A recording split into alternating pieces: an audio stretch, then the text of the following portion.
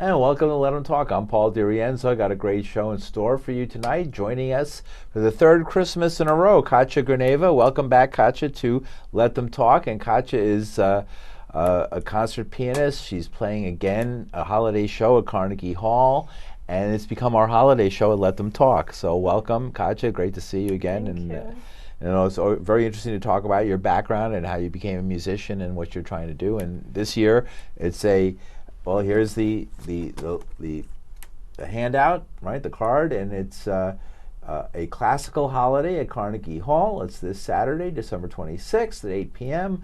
I attended last year. I got to go, and it was wonderful. I don't get to go to Carnegie Hall that often, and it was fun to go. And the place was packed, and your fans were there, and you got a big bouquet of roses from a little girl who ran up to you, and you were adored.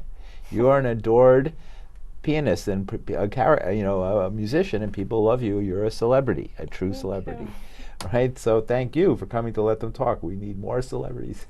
And you are a classically trained pianist, and the music is for it's as usual. It's going to be aimed towards the holiday season, right? It's your interpretation. Right.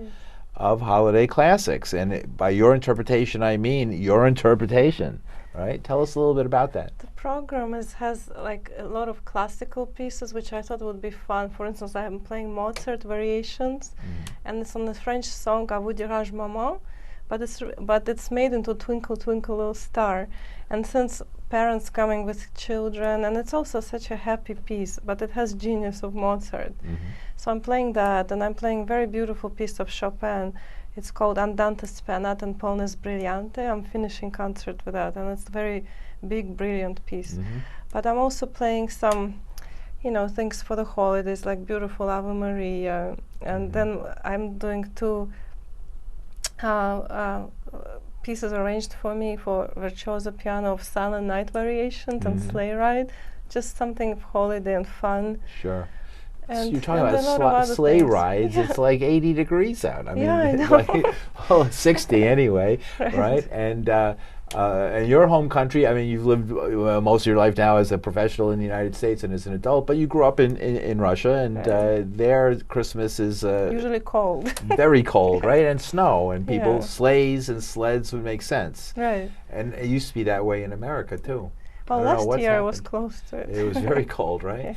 Right. So does that affect it? Can you play classical themed traditional Christmas music in weather that's 60 plus degrees? I mean, people are going to be coming in. It doesn't affect your playing at all. You just play it. Actually, I prefer warmer weather. I don't like cold weather, so I'm actually much happier when it's warm. Because when it's cold, your muscles tense, and it's harder to play actually. But when it's warm, you're more relaxed. There's a physical side to playing. Yeah, it's a physical side to it, right? As well. It's a workout. Yeah. Okay. So how long, when you prepare for a program like this, when do you start thinking? Did you start thinking as early as last year or sooner? Definitely. Yes. I started thinking about it right after my last concert. I see. And what did you think? How is this going to be different from last year? Last year I played, it's just a little bit different repertoire, but it's the same feeling. Because last year I played Moonlight Sonata, so I played something also familiar but classical. And so this year I'm doing a little bit of Nutcracker Suite of Tchaikovsky, but I'm playing like famous sugar plum, fairies, and dance of sugar plum fairies, and then intermezzo, and then I'm also doing Pas de deux, which is very beautiful, and it's so Russian and majestic. And I'm playing Rachmaninoff as well.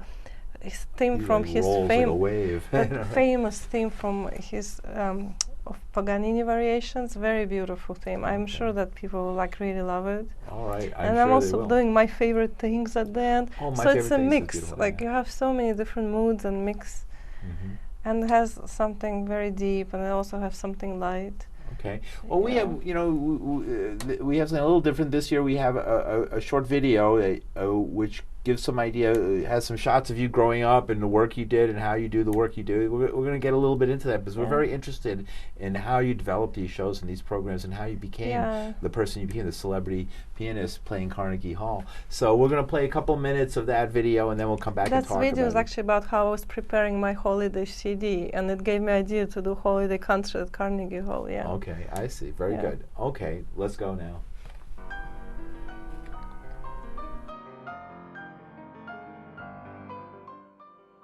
Hello, my name is Katya Grineva and I'm a concert pianist. I started to play piano when I was 5 years old, completely by accident, because my parents were not musicians, but the neighbors called one day my mom and said they're taking children to the music school, and they took me along for the walk through the park, and I got accepted in the music school, and I played ever since. And when I was very lucky, because at 15 years old I was entered at school under Moscow Conservatory and studied with Pavel Messner, who was one of the best musicians at that time. And he gave me opportunity to play in Moscow Conservatory Hall. That was my first concert, and that's when I realized I want to be a concert pianist. My father was a cancer research scientist and worked a lot with scientists all over the world. So the scientists with whom he worked were in Buffalo at the Roswell Memorial Park at Cancer Institute, and they invited me for 1 month's vacation. So when I came to United States, and I decided to stay, and I had 2 dreams: to study and to one day play at Carnegie Hall.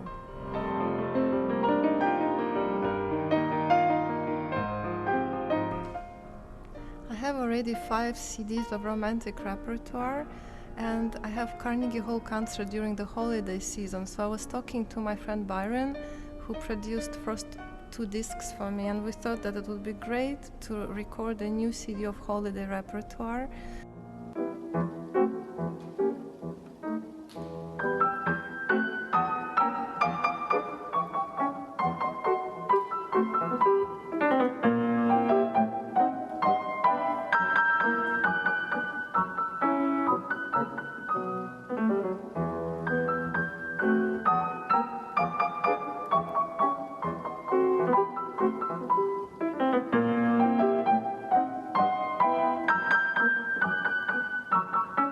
We made a lot of research and we didn't find any classical CD of that repertoire.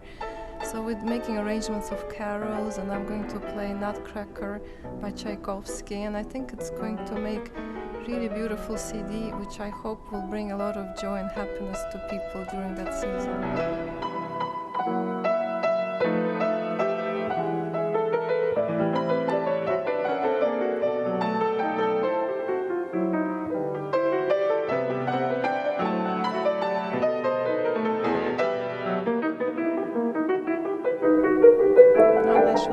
So we're going to record the CD. All right, great. That was so it gave a little bit about your background, your interesting family background, and how you were lucky enough to fall into a situation where you discover this talent, right? Yeah. And then add hard work to that. Right. Right. What is it? Is that they say that was it Thomas Edison, the inventor, said people said, how do you invent all these things, light bulb and all these things, and he said. It's 99%, 1% inspiration, 99% perspiration. And it might be true in music as well. Right? That's very true. Right? It's a lot of it is the work and the hard work that you put into it. And and it's beautiful. It's very, very beautiful what you do. And tell us a little, develop more some of the themes you presented in that, and tell us a little bit about, you were born in Moscow? In Moscow, yeah. Right, and your dad was a doctor. Cancer research scientist, right. Research scientist. And tell us again, I know you just said it, but tell us again, how did you first, did people around you first discover you had talent? And I think my parents, they really loved music, and that really makes a big difference because they always went to hear the best concerts. My father knew Richter, who was the best musician probably in Russia at that time, you know, and he knew also very famous artists, and so it was very artistic environment. So when I was born, really, they were not planning to teach me piano, but I was surrounded by music. Like, for instance, my mom said, it's really funny because when I used to cry and she had to go and get milk or some food, she used to put Moonlight Sonata, and I would immediately be quiet. And as long as that record was playing, I would not move. And she had half an hour to run in and out and to get things. Right. So I think it's like was just part of my blood, you know. But the how I started to play piano was unusual because my neighbors took their kids to music school and they went through the park and they called my mom and said, it's a gorgeous day. Why don't we take your girl for the walk through the park? And she said, sure. And I still have pictures of it, and we were playing with these big leaves in the park. And I came with them to the music school, and they were auditioning the children. So they auditioned me as well, and I got accepted. So they came home and they said, well, she was accepted in the music school. And my mom said, we don't even have a piano. And they said, oh, she can practice our piano, it's not a problem. And so they decided that they'll give it 6 months. And if after 6 months I'll show some kind of interest or special talent, they'll get a piano. And then the teacher called my mom and said, you know, you really should get her a piano, she's talented. And I right away started playing in concerts, even though I was only, 6 years old, you know. And so it sounds like despite the changes and the political drama that was going on in Russia and Soviet Union in those days, you passed through all of that without You know, that political drama always existed, and it was a very difficult environment for people to survive, and it's harsh. But at home, that's why people valued home so much, and music and art. And people actually would get together at home and just have dinner and listen to music or discuss art. And that was a very big part of my growing up. And I'm very grateful for it. In a way to escape all those horrors when you were at home, it was you close the door to it and then talk about greater things, more important things. So there were a lot of people who were very that's why there's so many talented people, I think, because your energy was spent to go inwards and develop your talents. And there was nowhere to go, basically, you know. And then, well, you came to New York. Right? New York, And what was your first visit? How old were you when you made your first visit? I was 18 when I came. What did you think of New York City? Did you come in at Kennedy Airport? You know, I was overwhelmed, and I thought it's like the most incredible city. When I came, I never planned to stay here. Again, a very unusual thing happened in my life that I was supposed to stay only 3 nights in New York with this American family and actually go to Buffalo for a month, where my father was working at the Cancer Research Institute. But those people with whom I stayed 3 nights said, oh, well, go to Buffalo for a week and come back. You will enjoy New York much more. I mean, I like Buffalo too, but Niagara Falls and everything. Niagara Falls is beautiful, but Buffalo is. And I played my first concert in Buffalo in one of the little churches. Then I returned to New York, and they said, oh, don't go back to Russia, stay another month with us. And I ended up living with them for 5 years. Okay. In fact, this concert, Carnegie Hall, I'm dedicating to her husband. He passed away 2 years ago, and he was like my adopted father in a way. Okay, great. So basically, he was an amazing person. Right. And so I know you probably just said it, but I'm trying to listen to everything at once. So these folks, were they Americans or were they Russians, emigres here? She was Russian, but she came here when she was 13. Right. And he was actually from Israel. He was Israeli general, and he was living in New York. I see. They had businesses. So what part of New York did you grow up in? So I was staying with them on 57th Street and 1st Avenue. And my first thing I went to see was the Steinway Hall, which was across from Carnegie Hall. It's right there. So it's the first day when I arrived, that's where I went. Yeah. And then the Steinway. And looked at pianos? Yeah, of course. And I actually sat down and I played piano, and there were tourists coming in, and there were tourists from South America, and they came and they asked me, who's your favorite pianist? And I said, Horowitz. And they said, oh, if you go tomorrow to this Sam Ash shop somewhere, he will sign your record. And Sam I did. Ash is like the famous, everybody from the Beatles to Horowitz bought their Can you imagine instruments. Horowitz was signing his records? And I met him and he signed my record. Oh my God. Do you still have that record? Yeah. Oh, that's wonderful. He died like just a few weeks later. Oh, wow. It was pretty incredible. And so that's great. So have you been on besides this wonderful television show, which gets out to millions? Have you been like on PBS or? Well, I wasn't actually funny. I was on CBS in Africa just a month ago. Oh, right. Because you travel the world. I remember last year you were telling me about that. Where have you been this year? Where do we miss you? So I went to Namibia and Zambia just end of October. I was there. And it was interesting because CBS News came and they interviewed me, Sure. and they filmed half of my concert, and I didn't see yet what they did and where it's going to air, but it was Wow. they came with like 5 huge cameras. They And see you in the I video. just got off the plane. I was flying there for 30 hours, and the concert was like following day. Oh It was my kind of gosh, crazy. that's like serious. We call that jet lag, right? Oh my But gosh. I enjoyed going there because I think there's not much. There is culture there. I mean, what's amazing that you come to Namibia and there's a beautiful hall with a 9-foot Steinway, and you would Mhm. not expect it, you Right. know. Right, but it's a poor country. No, Namibia is pretty good. It's south, pretty good? yeah. But then I went to Zambia, and Zambia was a Okay. like real thing. All right. And what I loved about it is that they arranged for me to go and see the animals. Mm-hmm. And I went to Victoria Falls, but they were all dried out. There was Oh. no water. But in the morning, you have this time where you can go and see. They said, "Do you want to go and spend an hour with lions?" And I'm like, "Lions?" And everybody said, "You have to do it." So you basically like stand near the lions, you walk with them, you touch them, Oh wow. you sit next to them, and they're real wild animal. It's Right, not a right. zoo. Right, but But it made they're not, me they're not feel prey. incredible. Wow, Just I'm glad we didn't lose a great concert pianist to a lion attack. Well, that would be a story for the children. Boy. Oh my God. But that was like amazing trip. And right after that, I went to California and I did Mm-hmm. about 10 concerts around Silicon That's a lot of Valley, a lot flying. of private concerts out Oh, there. that's nice. I support cancer research. I'm a Cancer Care Point. There's a charity there which I Mhm. support, and Mm-hmm. my friend. Because your dad's work, right? Yeah, Right. my friend who runs it, she's an incredible person. Mm-hmm.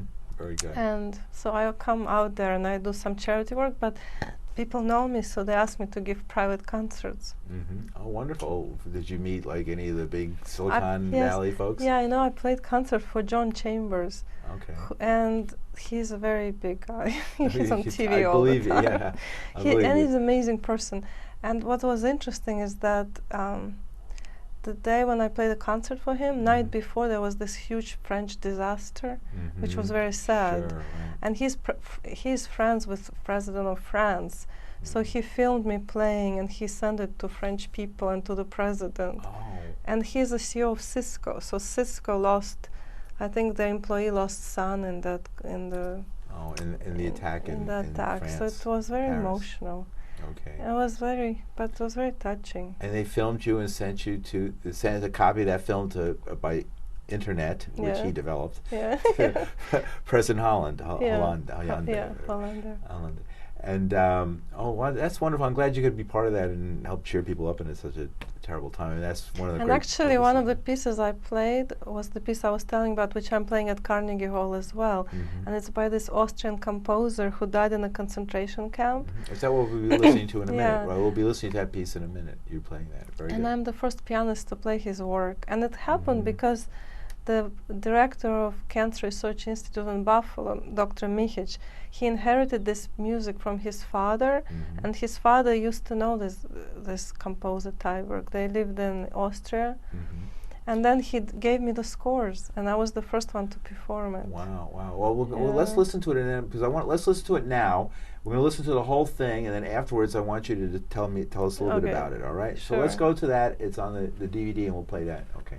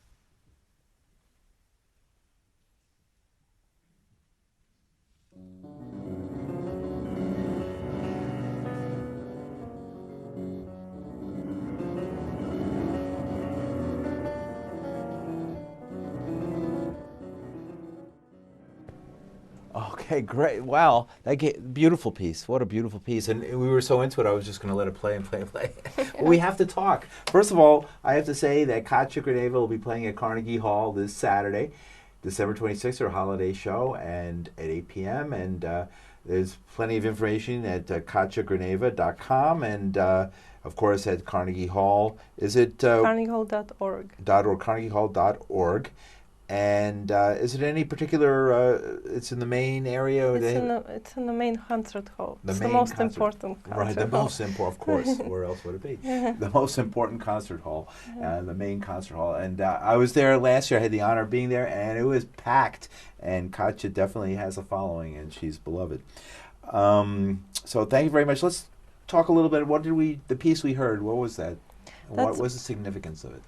Well, I think it's a very beautiful piece of music, first of all, but also what happened that Marcel Teiberg, he was only 1/16 Jewish, but he felt that they took him to concentration camps.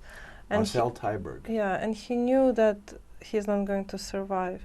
So he had this intuition, so he gave all his scores to the father of this Dr. Mihich.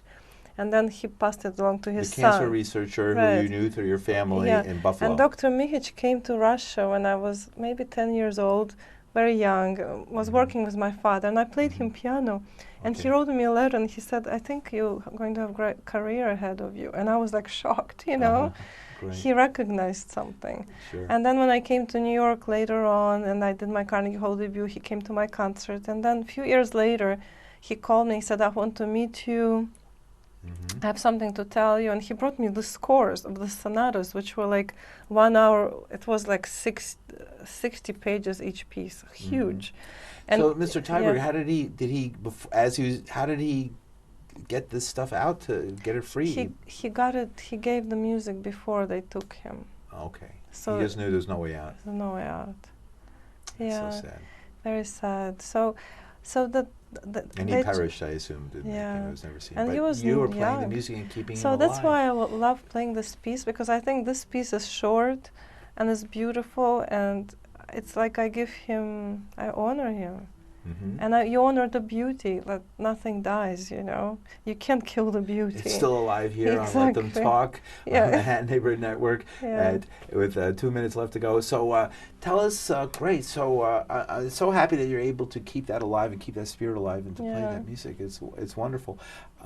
So tell us what does next year have in store for you? You're always got a schedule filled, and I'm sure you know what you're going to be doing. Where are you going to be? You were in Africa before that last year, where you were Philippines, Thailand, all these places. Yeah, actually Philippines want me to come back next year, so I might go to Asia for a few concerts in November. Right. And Africa wants me to come back. I'm thinking maybe to do like a world tour or something. Oh, what's it like to be a concert pianist on the road? What is that like? Do you live are you like rock stars from one motel to? Do you ever get upset and like trash a room? No, I'm only kidding. When I travel, sometimes it's nice to stay in a hotel, and I would enjoy it for a couple of nights. But I love staying with people's homes and just with a family. So you get to do that more. I develop friendships with people. So eventually, very often I would go, like even if I would do like a concert and I would stay in a hotel, then I would go and stay for a few days with a friend somewhere and just relax. Like I have a wonderful friend in Cape Town. She's an artist. So if I go back to Africa, I probably will go and just chill out for a few days, you know. Chill out, right? Chill out, look at the ocean. And look at the ocean in Cape Town. Very nice. So that's important to have your network of friends that you can stay with and give you some support, so you don't have to spend the whole time you're on tour in hotel after hotel after hotel. And this year I actually recorded a new CD. It was all Bach piano and cello sonatas with my friend Byron Duckwell. He's the one who made the arrangements of those holiday. Right. So you'll be recording. You record in New York mostly. So we did this recording, and we want to do another recording of all French music. So we always have like a lot of ideas. Right. So when I don't have so many concerts, I try to make recordings, and then you go and play concerts again. Right. I see. Yeah.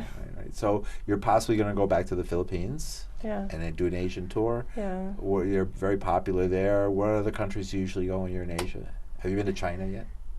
It's like I haven't been to China. I've been to Hong Kong, and the CD we just heard was from Singapore. Right. But when I was in Africa just 1 month ago, I met somebody whose father is very big in producing concerts in China, so it might develop into something. Yeah. They have big concerts there. They're big. Yeah, they're And into music. Right, and they love it too as well, right? So classical, great. So classical music lives. It Right? has to live. It's so beautiful. And you're right. It's so beautiful and it lives. It's Yeah. not, there was a time when we were losing our classical music stations in New York and there weren't very many outlets for it. It's hard to find it. But still, it's a very, when I worked at a radio station, I won't mention its name, but one of the most popular shows is their opera show. Even though it's one Sunday morning, it has very high ratings. People love the music and they look for it, yet it sometimes is considered not commercial. It doesn't sell products. So that's really But have you ever thought of taking like a product endorsement, or has anybody asked you to do Nike or anything like that? I would love to. That would be fun. You're a big star. You should do a product endorsement from classical music, or maybe right? something perfume. yeah. And not something other than like Budweiser or something. Yeah. All right, I guess that's it. We did our show. Thank you. We were having so much fun. We just went right over. So thank you very much. Great. Yeah, we had a Thank great you. show. Thank you. Thank you very All much. right. It was always a pleasure to be here. It is very much. Thank you. I'll put the whole thing on the internet. All right, good.